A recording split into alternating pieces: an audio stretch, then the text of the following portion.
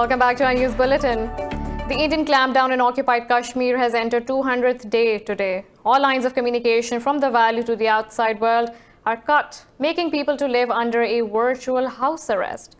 On August 5th last year, the Indian government abrogated Kashmir's special status and imposed a complete curfew. In last 7 months, the Indian authorities have arrested over 13,000 Kashmiris, including minors. International, regional and domestic bodies, including UN, EU, OIC and US Congress have condemned Indian atrocities in Kashmir.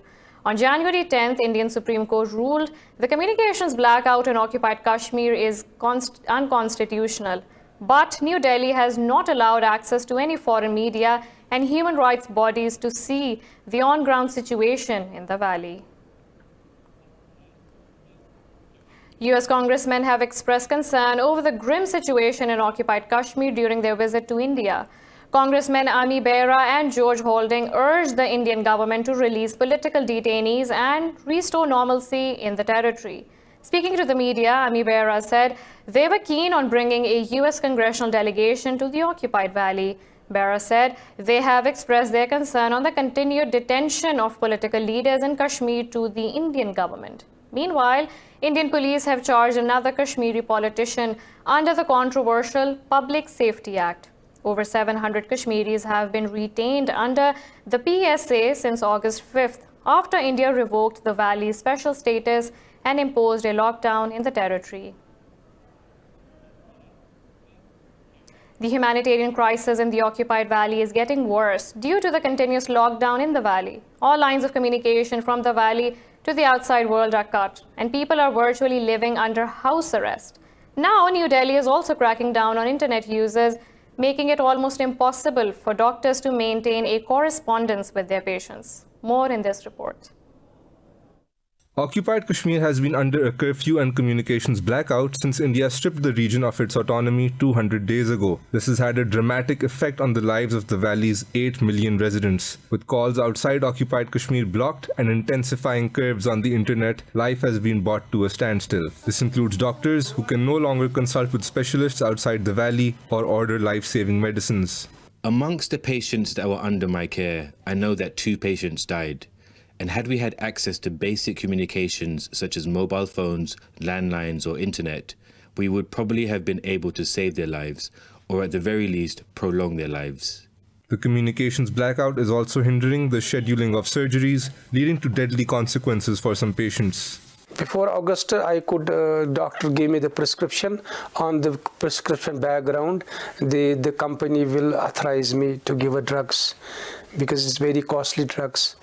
Since there was no WhatsApp, I couldn't send them the prescription by WhatsApp because no net is working. And also, I could not send them by courier. And they insist me to come to Delhi or Chennai. And I couldn't go there because I couldn't afford it. One local resident has lost his uncle as a direct consequence of the blackout. Because of telephone shutdown, it was very difficult. Whenever we took Haji Sahib to any doctor, they would say that they needed to send WhatsApp message to Delhi. But that was not possible, all because there was no telephone service available. Occupied Kashmir is full of similar stories. Global rights advocacy group Access Now says India has cut the internet over 270 times from 2012 to 2019. 104 of these shutdowns took place last year. This has made India the global leader in internet censorship. For more on this, we are joined by Ashraf Jahangir Qazi, former diplomat. He is joining us from Islamabad. Thank you for your time. Now, Mr. Qazi, this is the 200th day to Indian clampdown of occupied Kashmir. Innocent Kashmiris are suffering because of India's brutal policy towards the valley. How do you see the situation?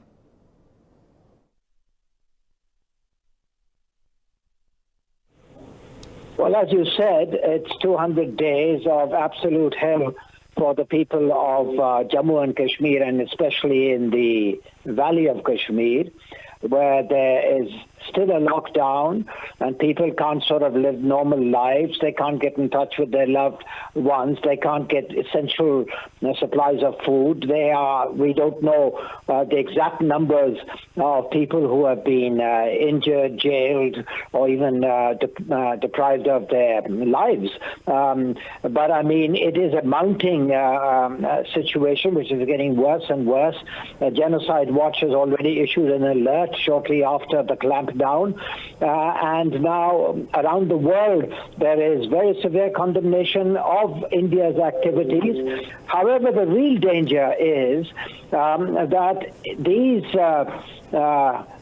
atrocities and these denials of human rights, basic human rights, this situation is likely to get worse for the simple reason that India is most unlikely to be able to repress and suppress and eliminate the resistance to its illegal occupation and rule in Kashmir. And if these atrocities increase, then the world will need to bring the kind of pressure that is necessary to get India to reverse its policies of August the 5th. Therefore, there's a huge possibility of a major further deterioration in the human rights situation in Kashmir, which would translate, as our Foreign Minister said recently, into a situation which could get out of control. And we are both nuclear weapons countries.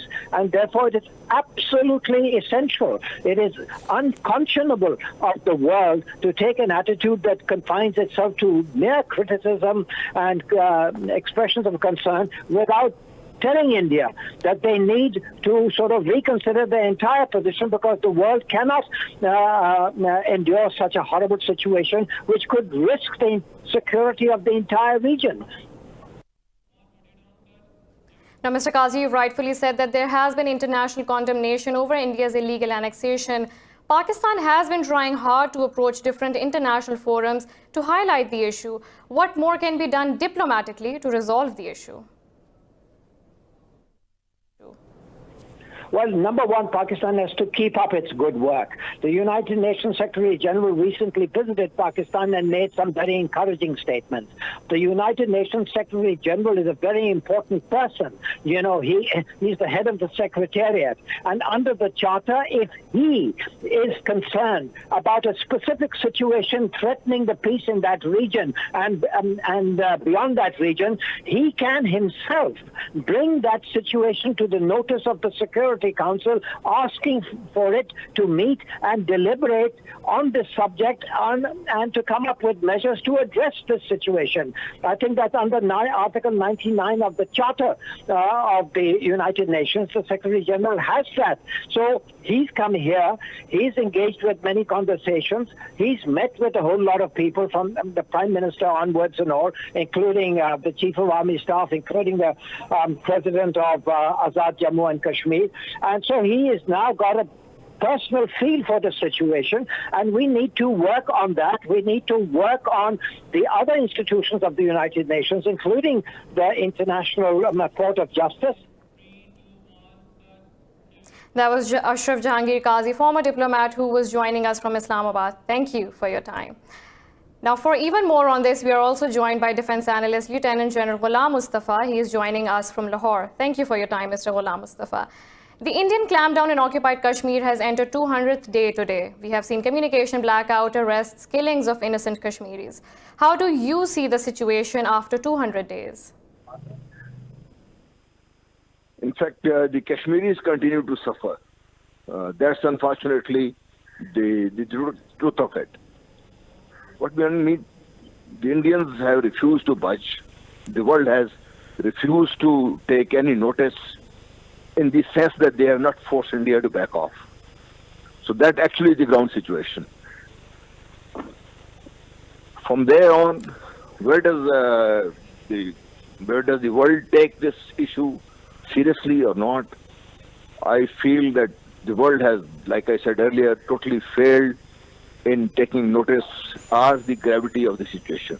The Secretary General who was here in Pakistan, the top diplomat of the world, he did make a mention, and I was listening to Honorable Ambassador. He's right to the extent that if he is concerned, the top diplomat of the world is concerned, somebody must take notice of that. If it does not, that actually means that the world is not concerned with human rights. The world is not concerned with how a particular community continues to suffer, and I mean Muslims, whether it is Kashmir or whether it is India. The world is not concerned with that. That is what we must understand, and that is from where Pakistan has to operate.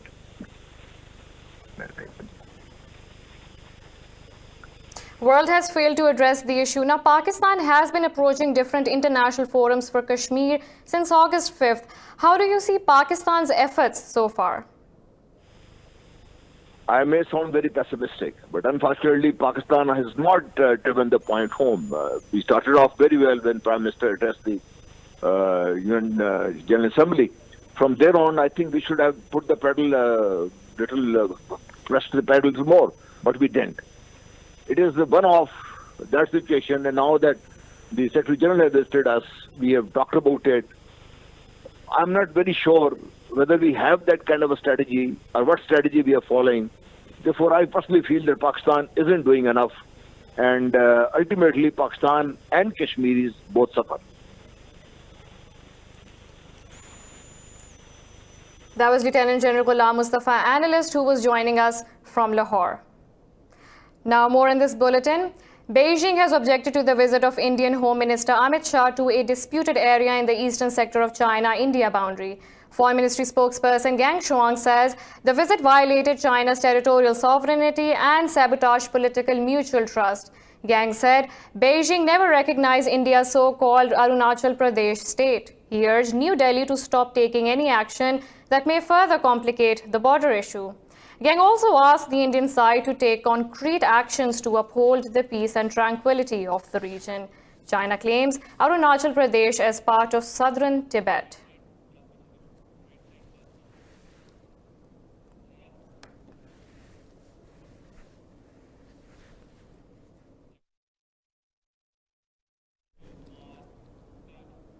Pakistan's Foreign Minister Shah Mahmood Qureshi says the risk of Pakistan being placed in the FATF's blacklist is now over. Talking exclusively to Indus News in Islamabad, Qureshi hopes Pakistan's efforts against terror financing and money laundering will also get the country out of the FATF's grey list. More in this report by our correspondent Isa Naqvi. As the Financial Action Task Force plenary session continues in Paris to discuss money laundering and terror financing issues, Foreign Minister Shah Mahmood Qureshi said Islamabad has made significant progress on the plan of action decided with the Asia-Pacific group of the Financial Action Task Force. This government, since we've been into office, have taken concrete steps which were recognized and acknowledged in the face-to-face meeting in Beijing. Expressing confidence that the country is back in the FATF's good books, the Foreign Minister said India's designs to push Pakistan into the organization's blacklist have failed. One thing is very clear, that the Indian design to push Pakistan into the blacklist has failed because of the very obvious steps the government of Pakistan has taken. Qureshi said Pakistan's delegation led by Hamad Azhar has already given its presentation in the FATF plenary session.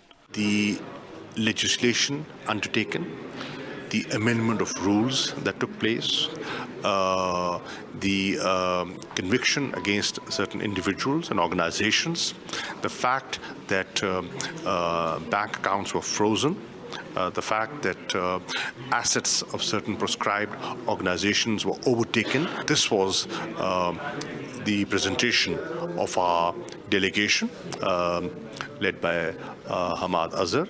China, Turkey and Malaysia have already announced their support for Pakistan at the FATF. The FATF is an intergovernmental organization founded in 1989 to develop policies against money laundering. Reporting for Indus News, Isa Naqvi, Islamabad. U.S. Special Envoy for Afghanistan Zalmay Khalilzad has met Afghan President Ashraf Ghani in Kabul to discuss the Taliban deal on reduction of violence. The meeting came after Ghani was declared winner of the disputed presidential polls held in September last year. In a statement, the Afghan presidential palace said GHANI briefed KHALILZAD on his meetings with local stakeholders. It said GHANI shared his views on how the Afghan government will handle the peace process. The statement said KHALILZAD briefed GHANI on steps that will be taken after the agreement comes into force. Meanwhile, GHANI's main rival Abdullah, who came second in the presidential polls, has threatened a new political turmoil in the country. In Germany, a gunman killed 9 people and wounded 5 in 2 shootings at shisha bars in the German town of Hanau. The Interior Minister of State of Hesse says the suspect and his mother were found dead with shot wounds at his home. Peter Beutz said the gunman was a 43-year-old German. He said federal prosecutors suspect terrorism in the incident. Police sealed off 2 streets in the city of Hanau. Obviously, when we enter into the investigation of such an event, then we are going to do controls on people, and that leads to us arresting people. But so far, we have made no arrests that we can clearly connect to this event. In China, 114 people have died in the last 24 hours from the new coronavirus, bringing the death toll to 2,118. The National Health Commission says nearly new 600 cases have been reported in Wuhan, bringing the number of infected people to over 74,000. More in this report. The death toll from the Delhi coronavirus has risen every day since it first appeared in late December in Hubei province, China. Today, health officials in Iran say 2 elderly people have died from the virus in the city of Qom, the outbreak's first fatalities in the Middle East. In Japan, state media says 2 passengers have died on a quarantined passenger ship moored in Yokohama. Following the US, UK, Canada, and Australia, Hong Kong too has now removed its citizens from the vessel. After coordination with the staff of the Chinese embassy in Japan and a team sent by the Hong Kong government, the procedures have been smooth and we were able to bring 106 Hong Kong residents back. Against a backdrop of rising hysteria surrounding the COVID-19 virus, the World Health Organization has praised progress made in the struggle against it. Inevitably, World Health Organization officials criticize social media misinformation, saying there is no evidence the virus was produced in a lab or as a biological weapon. There is no evidence that this virus was produced in a laboratory. And certainly no evidence that it was produced as a biological weapon. COVID-19 is what's called a coronavirus. It's a class of viruses that are primarily what we call zoonotic, that they come from the animal kingdom. China says it is confident that it can win the fight against the coronavirus with the support of the international community. Iran is to hold parliamentary polls tomorrow to elect 290 lawmakers for its legislative assembly. State media says the campaign has officially ended a day before the vote. Over 7,000 candidates are contesting for the 290 seats across 31 provinces. Iran's Guardian Council rejected about 6,850 out of the 14,000 applicants. The council said they anticipate 50% of people to participate in the elections. On Tuesday, Supreme Leader Ayatollah Ali Khamenei said casting vote is a religious duty. But some prominent pro-reform politicians in Iran and activists have called for a boycott of the elections. The United Nations says the conflict in northwest Syria has forced people to flee from their homes in horrendous conditions. During a Security Council briefing, the head of UN Humanitarian Affairs, Mark Lowcock, said the unfolding catastrophe in Idlib has overwhelmed aid efforts. Lowcock said people are riding on trucks in below freezing temperatures because they have no safe place to go. The UN aid chief repeated the call for an immediate ceasefire and international humanitarian law to be respected in Syria. The international body has urged Turkey and Russia to reduce conflict in Idlib. The UN envoy for Syria, Geir Peterson, said as sponsors of the Idlib de-escalation plan, Turkey and Russia must find a way to calm the situation. The continuing offensive has displaced 900,000 people since last December. Turkey says Libyan strongman Khalifa Haftar is breaking a ceasefire with the UN-recognized Government of National Accord. In an interview, Foreign Minister Mevlut Cavusoglu said Ankara's guarantees in Libya depend on the current truce between warring sides. Cavusoglu said the international system has failed to stop Libyan clashes and shows no determination to end them. He said a political process in Libya cannot move forward while Haftar's attacks continue. This statement comes after the Libyan National Army said it hit a Turkish ship in the seaport of the capital, Tripoli.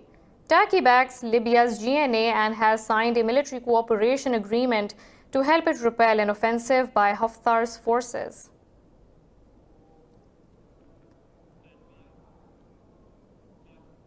Tunisia's Prime Minister Elias Farakhev has named a new coalition government after reaching an agreement with opposition Ennahda party. The move could end 4 months of political paralysis. Farakhev said he wants a government based on the values of the 2011 revolution that will address unemployment and improve public services. The Prime Minister submitted a list of cabinet nominees to President Kais Saied, with Nizar Yair as Finance Minister and Ahmed Hazgoui as Defense Minister. The proposed government faces a confidence vote in Parliament in the next few days. Earlier, President Saied said he will dissolve Parliament and call for an early election if the new government cannot win the confidence vote.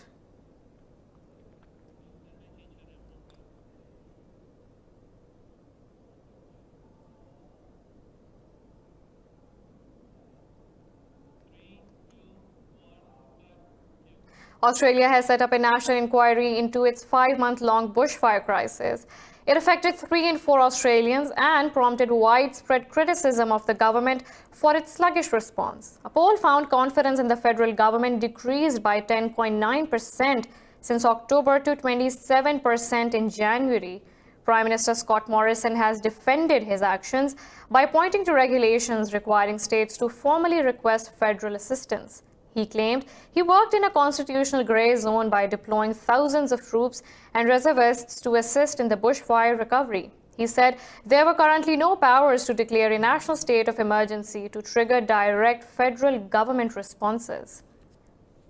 Today, the Governor-General issued letters patent to establish the National Royal Commission into the Black Summer fires. That Royal Commission is about 3 things: improving natural disaster management, coordination across all levels of government.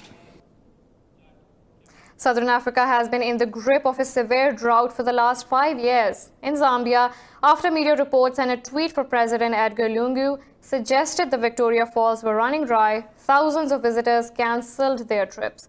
But angry local business owners say this is seasonal and happens every year. More in this report. In Zambia, the rainy season has been shorter and arriving later for years, upsetting the traditional farming cycle. The Kariba Dam, the main source of electricity, may run at only 25% capacity this year. The town of Livingstone, where tourists flock to admire the falls, has especially been hit. We had to install a generator 4 years ago because of the load shedding then. But this year has been horrendously bad. I mean, anything up to 21 hours a day here with no electricity. The tourist industry is also suffering from recent publicity it would rather have avoided.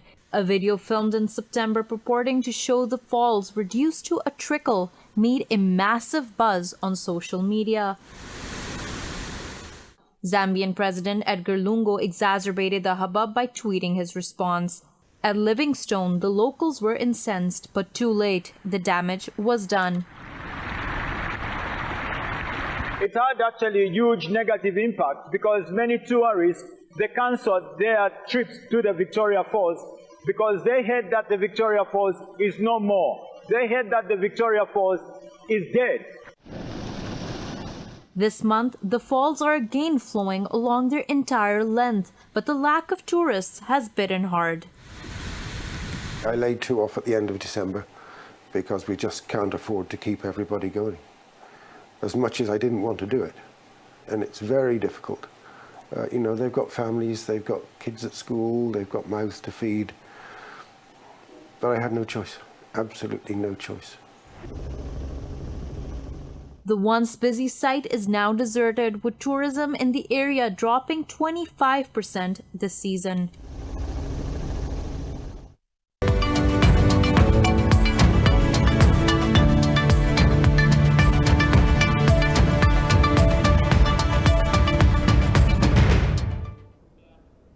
Airbus says it plans to cut 2,362 jobs in its defense and space division, headquartered near Munich, over the next 2 years. The European aircraft manufacturer says the cuts are a response to a flat space market and postponed defense contracts. Airbus said it will cut 829 jobs in Germany, 630 in Spain, 404 in France, and 357 in the UK. In a statement, the plane maker said its defense and space wing will continue to talk to employees' representatives.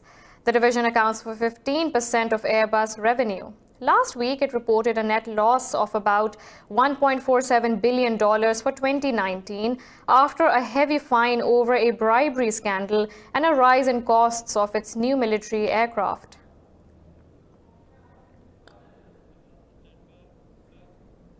European markets are trading mixed as coronavirus epidemic is taking toll on major stocks in the region. Investor sentiments are dwindling as they continue to speculate about economic impact of the deadly virus. Frankfurt's DAX is trading fractionally lower. London's FTSE 100 has gained a fraction.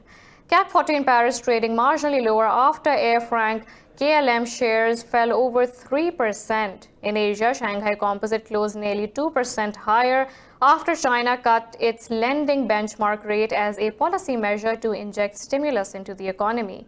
Nikkei 225 gained a fraction after shares of index heavyweight SoftBank Group soared nearly 3%.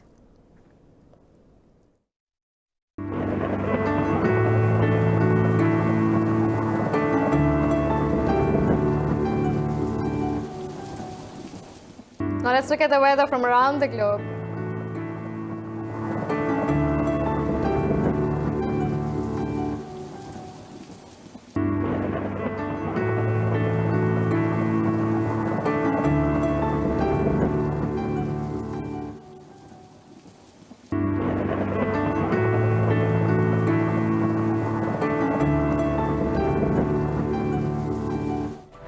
This is all for now. For the latest updates, you can follow us on social media at indus.news.